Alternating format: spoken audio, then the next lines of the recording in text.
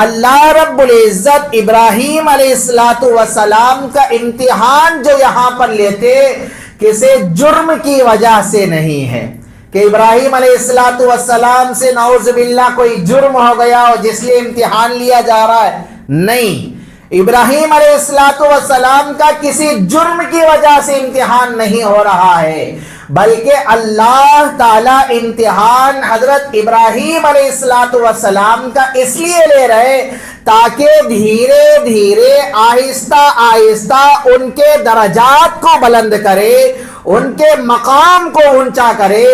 اللہم صلی علی سیدنا محمد۔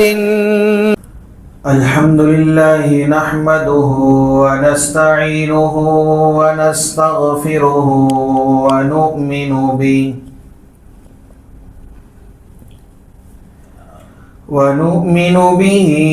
ونتوکل علیہ ونعوذ باللہ من شرور انفسنا ومن سیئات اعمالنا من يهده اللہ فلا مضل له ومن يضلله فلا هادي له ونشهد أن لا إله إلا الله وحده لا شريك له ونشهد أن سيدنا ونبينا ومولانا محمدا عبده ورسوله أما بعد فأعوذ بالله السميع العليم من الشيطان الرجيم بسم الله الرحمن الرحيم وَإِذِ ابْتَلَى إِبْرَاهِيمَ رَبُّهُ بِكَلِمَاتٍ فَأَتَمَّهُنَّ قال إني جاعلك للناس إماما قال ومن ذريتي قال لا ينال عهد الظالمين صدق الله مولانا العظيم رب اشرح لي صدري ويسر لي أمري واحلل عقدة من لساني يفقه قولي اللهم صل على محمد وعلى آل محمد كما صليت على إبراهيم وعلى آل إبراهيم إنك حميد مجيد اللهم بارك على محمد وعلى آل محمد كما باركت على إبراهيم وعلى آل إبراهيم إنك حميد مجيد یا ربی صلی وسلم دائما ابدا على حبیبک خیر الخلق کلہم۔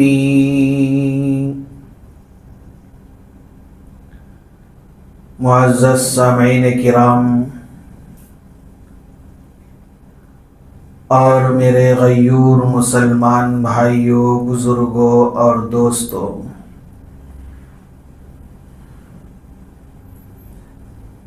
ذی القعدہ کا مہینہ چل رہا ہے۔ اس مہینے میں ساری دنیا کے وہ مسلمان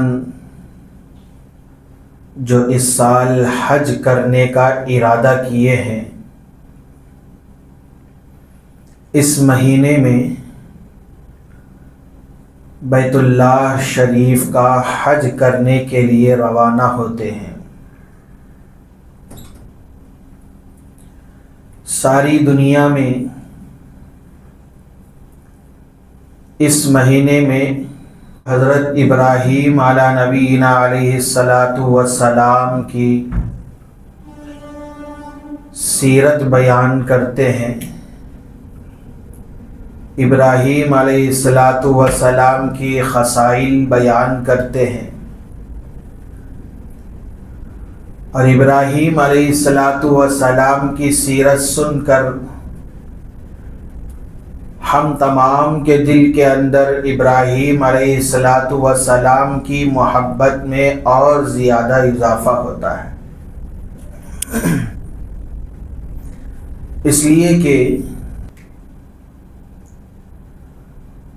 سارے انبیاء علیہ الصلاۃ والسلام میں سے صرف حضرت ابراہیم علیہ الصلاۃ والسلام واحد جلیل القدر نبی ہے جنہیں اللہ نے خلیل کہا ہے۔ خلیل کے معنی آتے ہیں دوست، اور اللہ رب العزت نے حضرت ابراہیم علیہ الصلاۃ والسلام کو ایسا مقام، ایسا مرتبہ، ایسا درجہ نصیب فرمایا کہ آج بھی ساری دنیا کے جتنے مذاہب ہیں، ہر مذہب والا حضرت ابراہیم علیہ الصلاۃ والسلام کی قدر کرتا ہے۔ یہودی کہتے ہیں کہ ابراہیم علیہ الصلاۃ والسلام ہمارے ہیں، عیسائی کہتے ہیں کہ ابراہیم علیہ الصلاۃ والسلام ہمارے نبی ہیں، یہاں تک کہ کافر و مشرک بھی کہتے ہیں۔ کافروں میں آپ نے سنا ہوگا بعض لوگ کہتے ہیں کہ برہمن، یعنی کہ یہ حضرت ابراہیم علیہ الصلاۃ والسلام کی طرف اپنی نسبت جوڑتے ہیں، یہ بھی حضرت ابراہیم علیہ الصلاۃ والسلام کا احترام کرتے ہیں۔ بہرحال اللہ رب العزت نے ابراہیم علیہ الصلاۃ والسلام کی محبت ہر ایک کے دل کے اندر ڈال دی ہے۔ ظاہر سی بات ہے، اللہ رب العزت جب پہلے آزماتے ہیں، امتحان لیتے ہیں، حالات ان کے اوپر لاتے ہیں، تو آزما کر اللہ رب العزت جو محبت کرتے ہیں اس محبت کو ہر ایک کے دل میں بسا دیتے ہیں۔ جیسا کہ قرآن مجید میں اللہ رب العزت نے حضرت ابراہیم علیہ الصلاۃ والسلام کے متعلق ارشاد فرمایا، وَإِذِ ابْتَلَىٰ إِبْرَاهِيمَ رَبُّهُ،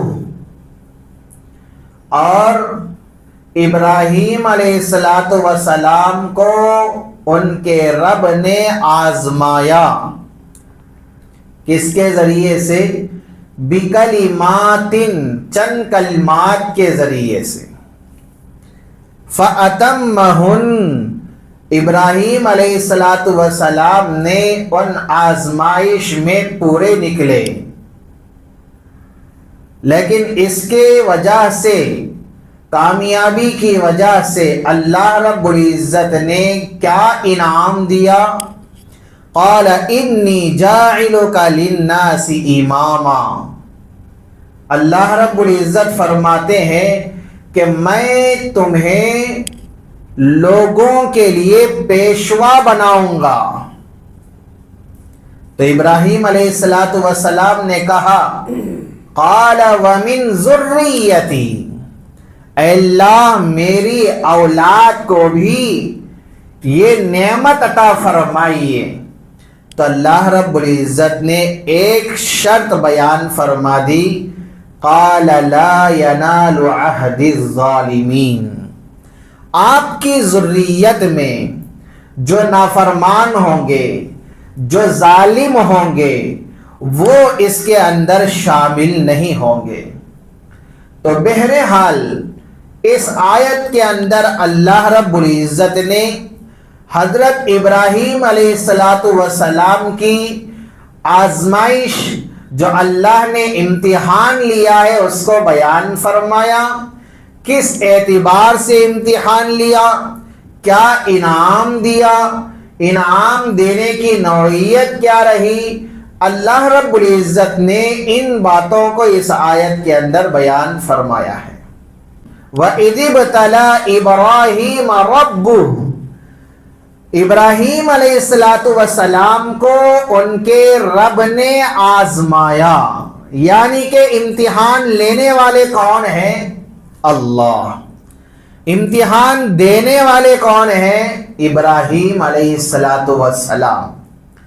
تو امتحان لینے والے خود اللہ ہیں۔ سمجھنے والی بات یہ ہے کہ جب کسی کا امتحان لیا جاتا ہے تو امتحان لینے کا ایک مقصد ہوتا ہے۔ وہ مقصد کیا ہے؟ کسی آدمی کا امتحان لیا جاتا ہے اس کے علم کو پرکھنے کے لیے، اس کے ہنر کو پرکھنے کے لیے، اس کو آزمانے کے لیے امتحان لیا جاتا ہے۔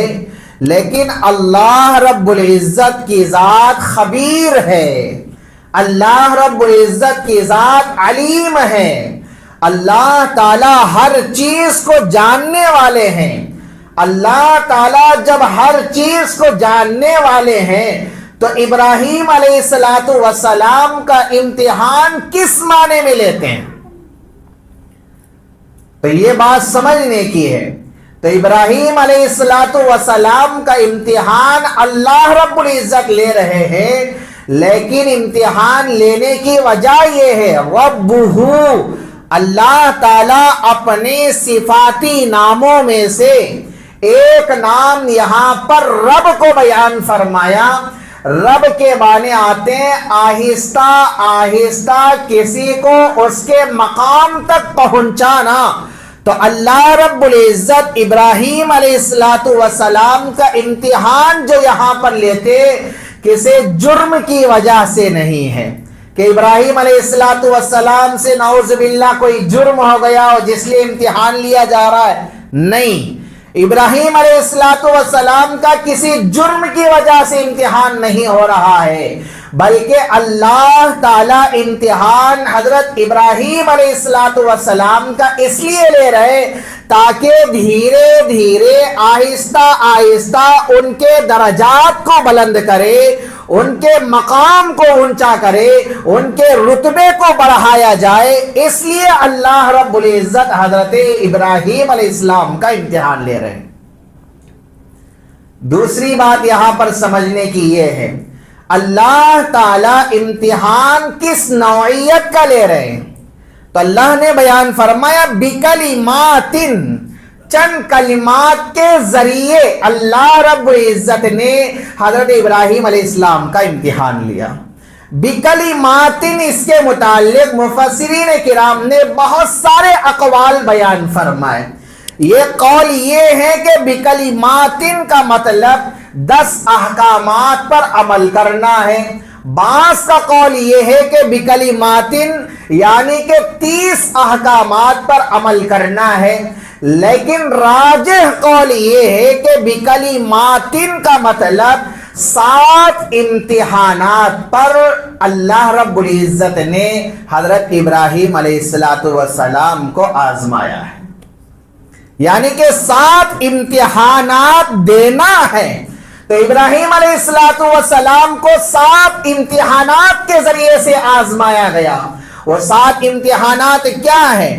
مفسرین کرام نے لکھا ہے کہ سب سے پہلا امتحان جو اللہ رب العزت نے حضرت ابراہیم علیہ السلام سے جو لیا ہے وہ بادشاہ کے سامنے حق بات کا اظہار کرنا ہے، حق کو بیان کرنا ہے، شرک کی نفی کرنا ہے، وحدانیت کا اقرار کرنا ہے۔ یہ سب سے پہلا امتحان ہے۔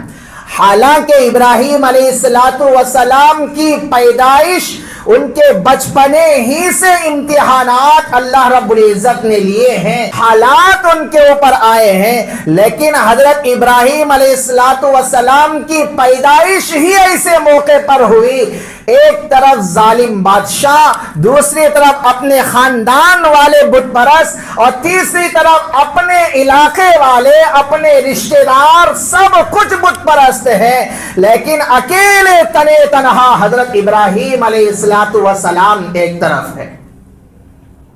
یہاں پر بادشاہ کے سامنے جب بات کرنے کے لیے جا رہے ہیں تو اس وقت ابراہیم علیہ السلام کا سوائے اللہ کے کوئی مددگار نہیں۔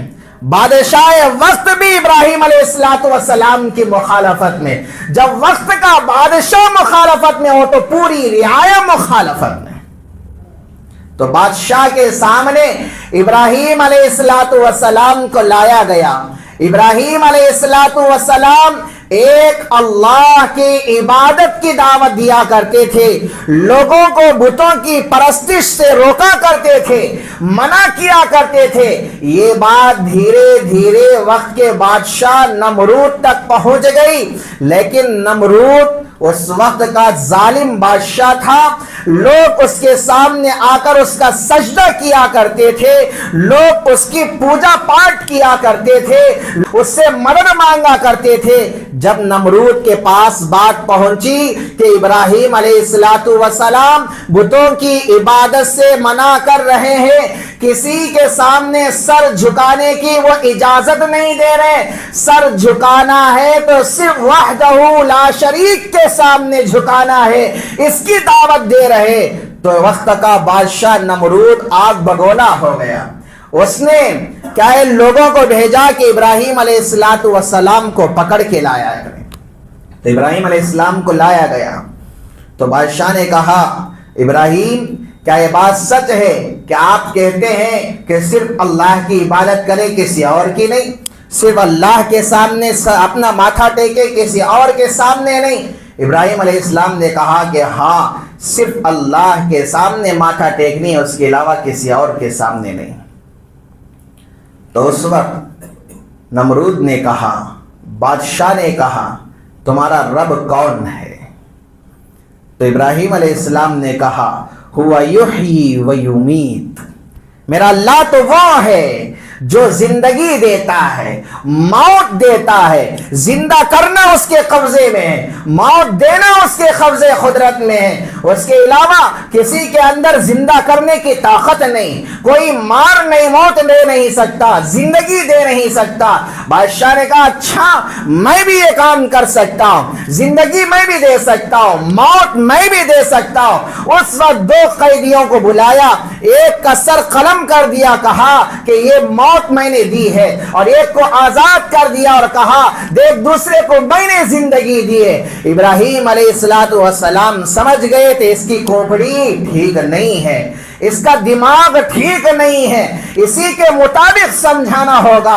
ابراہیم علیہ السلام نے کہا، میرا اللہ تو وہ ہے جو مشرق سے سورج کو نکالتا ہے، مغرب سے سورج کو ڈبوتا ہے، اگر تو اس کی استطاعت رکھتا ہے تو مغرب سے سورج کو نکال کے دکھا۔ یہ ایسا سوال تھا، بادشاہ کے ذہن میں اس کا جواب نہیں تھا، ہکا بکا رہ گیا، شرمندہ ہو گیا۔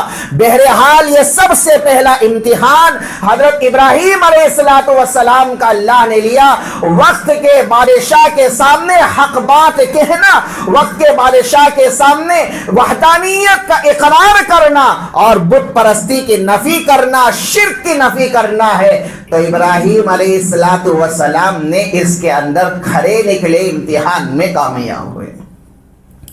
مفسرین کرام نے لکھا کہ دوسری آزمائش اپنوں کو اور اپنے بستی والوں کو اللہ کی دعوت دینا۔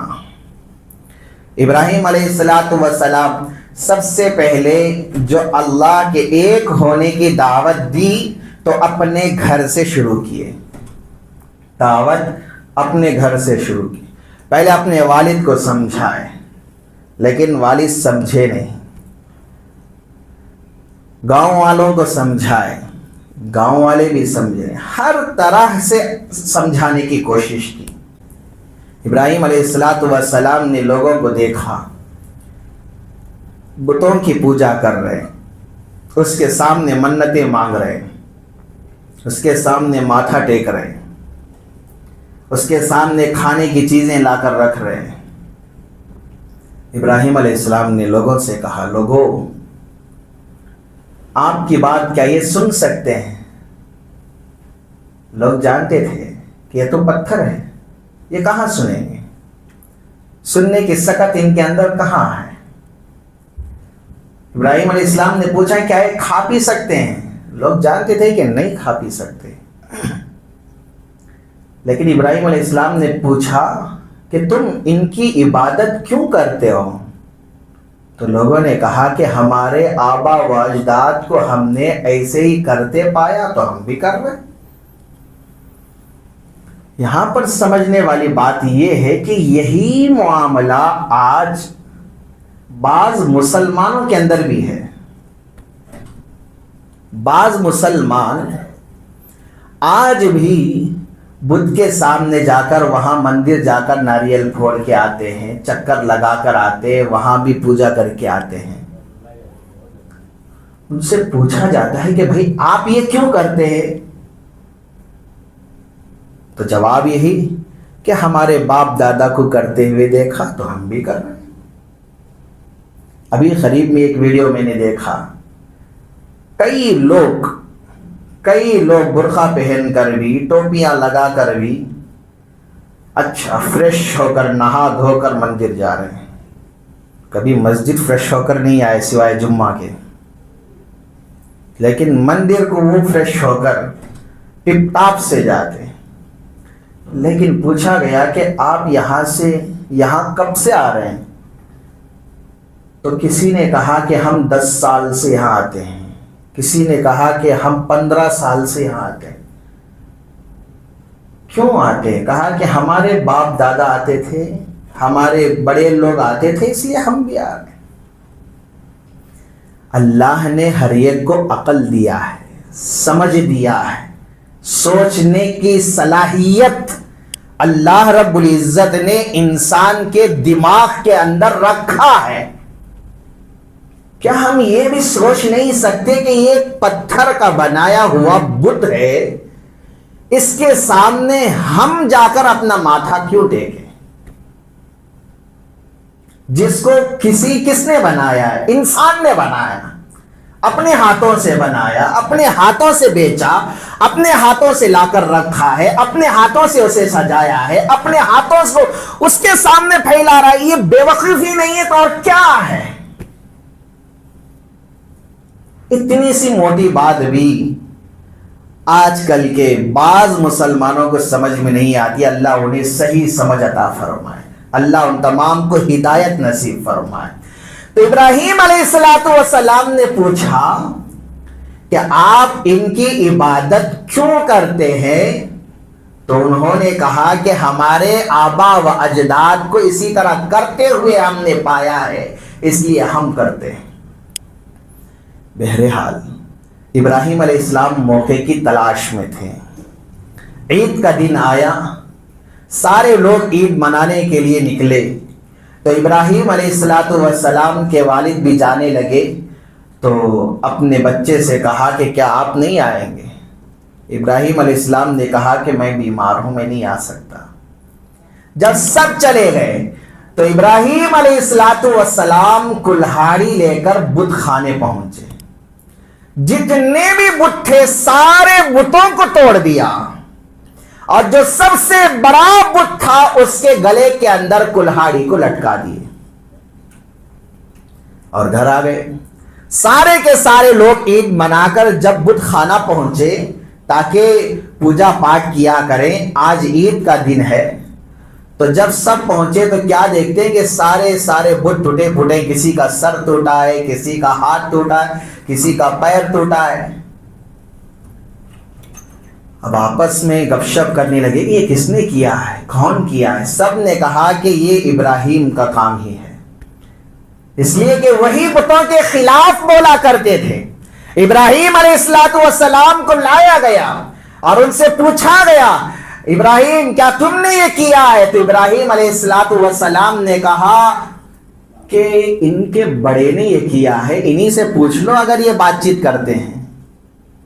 تو ان لوگوں نے کہا کہ ابراہیم آپ جانتے ہو کہ یہ پتھر ہیں، یہ بات نہیں کر سکتے، یہ سن نہیں سکتے۔ تو ابراہیم علیہ السلام نے کہا کہ جب یہ بات نہیں کر سکتے، جب یہ سن نہیں سکتے، جب یہ آپ کی مرادیں پورا نہیں کر سکتے، جب یہ آپ کا رکھا ہوا کھانا کھا نہیں سکتے، آپ کی رکھے ہوئے مشروبات یہ پی نہیں سکتے، آپ کو نہ نفع پہنچانے کی طاقت رکھتے ہیں نہ نقصان پہنچانے کی طاقت رکھتے ہیں، جب آپ بیمار ہو جاتے ہیں تو نہ یہ شفا دینے کی طاقت رکھتے، نہ آپ کو موت دے سکتے ہیں نہ زندگی دے سکتے ہیں، یہ تو ایک پتھر کے بنائے ہوئے بت ہو، لیکن پھر بھی تم ان کے سامنے پوجا کیوں کرتے ہو؟ اپنی منتیں مرادیں کیوں مانگتے ہو؟ اس بات کا کوئی جواب قوم کے پاس نہیں تھا۔ تو یہ سوال ہی ایسا تھا، کوئی جواب پوری قوم کے پاس نہیں تھا۔ لیکن یہ دوسرا امتحان تھا اللہ رب العزت نے حضرت ابراہیم علیہ السلام کا لیا کہ وحدانیت کے اقرار، وحدانیت کی دعوت، وحدہ لا شریک کی دعوت، ایک اللہ کی عبادت کی دعوت اپنے اور اپنی قوم کے ساروں کے سامنے کرنا ہے۔ تو ابراہیم علیہ السلام نے اپنوں کو بلایا، یاروں کو بلایا، پرایوں کو بلایا، ساری قوم کو بلایا اللہ کی طرف۔ لیکن اس دوسرے امتحان کے اندر بھی ابراہیم علیہ السلام کامیاب ہوئے۔ نتیجہ کیا نکلا؟ ساری کی ساری قوم بیٹھ کر مشورہ کی ابراہیم کو کیا کیا کرے۔ تو اس وقت شیطان نے ایک بزرگ کی شکل اختیار کرتے ہوئے آیا اور کہا حضرت ابراہیم کے لیے ایک آگ جلاؤ، اس کے اندر ابراہیم کو جلا دو اور اپنے معبودوں کی حفاظت کیا کرو۔ تو یہ تیسرا امتحان ابراہیم علیہ السلام کے لیے تھا کہ آگ جلائی گئی، ایسی دہکتی آگ کہ اوپر سے پرندہ بھی اگر گزرتا جل کر گر جاتا، لیکن اس آگ کے اندر اپنی قوم جو ابراہیم علیہ السلام جس قوم کے تھے وہی قوم، وقت کا بادشاہ اور اپنے سب کے سب مل کر ابراہیم علیہ السلام کو آگ میں ڈال دیے۔ لیکن یہاں پر سمجھنی ہے کہ ابراہیم علیہ السلام کے سامنے آگ ہے، فرشتے منتظر ہیں، ساری مخلوق منتظر ہے، ابراہیم اللہ کے نبی ہیں، مدد کرنے کے لیے انتظار میں ہے، لیکن ابراہیم علیہ السلام کا تعلق اللہ کے ساتھ ہے۔ فرشتے آ کر پوچھتے ہیں مدد کرنے کے لیے، لیکن ابراہیم علیہ السلام کہتے ہیں میری اللہ کی چاہت یہی ہے کہ میں آگ میں جاؤں تو میں اللہ ہی سے مدد مانگوں گا، اللہ کے سوا مجھے کسی کی مدد کی ضرورت نہیں ہے۔ تعلق سیدھا اللہ سے، کسی اور سے نہیں، مدد صرف اللہ سے مانگی، کسی اور سے نہیں، مدد ڈائریکٹ اللہ سے مانگی تو اللہ نے بھی ڈائریکٹ مدد کی۔ اللہ نے کہا یا نار کونی بردا وسلاما علی ابراہیم، کسی اور کو بھیجا نہیں، جس کے اندر ابراہیم علیہ السلام جا رہے تھے حضرت ابراہیم علیہ السلام کے لیے اللہ نے اسی کو حکم دیا۔ آگ کی صفت جلانے کی ہے، اللہ نے کہا تیری صفت اب جلانے کی نہیں بلکہ تو گلے گلزار ہو جا۔ تو یہاں پر سمجھنے والی بات یہ کہ جس کا تعلق اللہ سے جتنا مضبوط ہوگا اللہ کی مدد اس کے لیے اتنی ہی جلد آئے گی۔ ہمارا تعلق اللہ سے مضبوط تو اللہ کی مدد ہمارے ساتھ ہوگی۔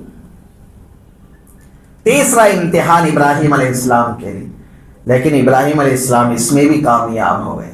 لوگ دیکھتے ہیں کہ ابراہیم علیہ السلام صحیح سالم ہے، آگ کے اندر آگ انہیں کوئی تکلیف نہیں پہنچا رہی ہے۔ کیا ابراہیم علیہ السلام کا چوتھا امتحان اللہ رب العزت نے لیا کہ اپنے وطن کو چھوڑنے کا، اپنے وطن سے ہجرت کرنے کا۔ تو ابراہیم علیہ السلام اپنے والدین کو، اپنے سارے رشتہ داروں کو چھوڑ کر وطن سے ہجرت کر کے نکل گئے، ملک شام گئے۔